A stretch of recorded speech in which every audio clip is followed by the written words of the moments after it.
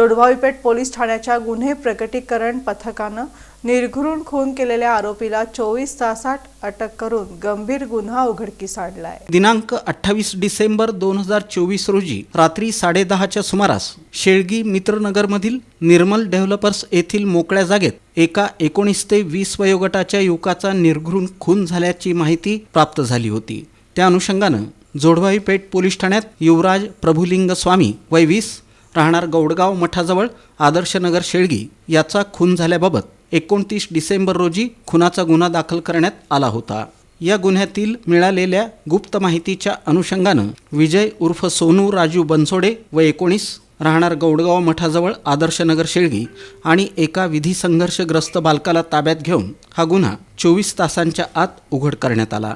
ही कामगिरी पोलीस आयुक्त एम राजकुमार, पोलीस उपायुक्त विजय कबाडे, सहाय्यक पोलीस आयुक्त प्रताप पोमण, जोडभावी पेठ पोलीस ठाण्याचे वरिष्ठ पोलीस निरीक्षक सुहास चव्हाण यांच्या मार्गदर्शनाखाली पोलीस निरीक्षक शबनम शेख, सहाय्यक पोलीस निरीक्षक Shrinath Mahadik, police head constable Khwajappa Prasappa Arenvaru, Sheetal Ashok Shivsharan, police constable Dada Sarvade, Basavaraj स्वामी, विठ्ठल चिदानंद काळजे, स्वप्नील कसगावडे, अभिजित पवार, मल्लीनाथ स्वामी, दत्ता काटे, विजयकुमार महादेव कोष्टी यांनी बजावली।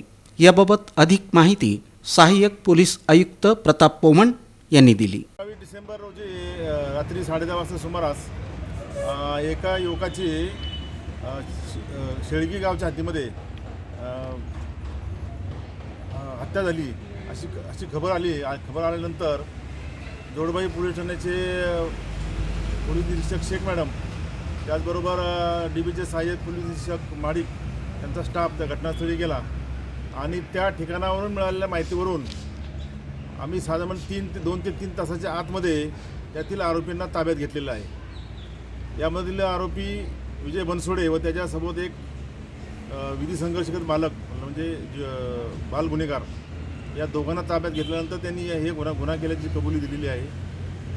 आरोपींना शिताफीने ताब्यात घेतल्यामुळं पुढचा त्या ठिकाणचा होणारा उद्रेक कळलेला आहे।